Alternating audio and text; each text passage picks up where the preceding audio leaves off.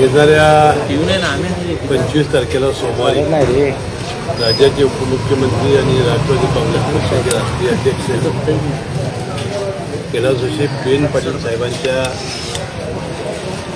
जो त्यांचा राष्ट्रवादी काँग्रेस पक्षाचा जो गट आहे तो पूर्णपणानं राष्ट्रवादीमध्ये विलीन होणार आहे।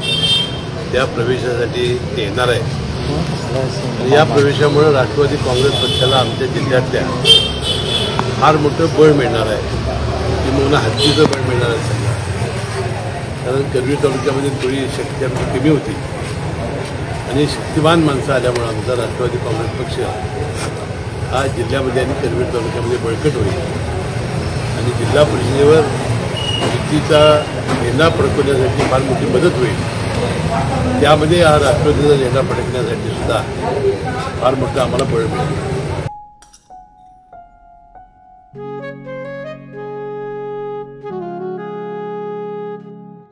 बाबा आज येताना बासुंदी घेऊन या ना। अगं कालच आपण आईचा वाढदिवस होता म्हणून आणली होती ना।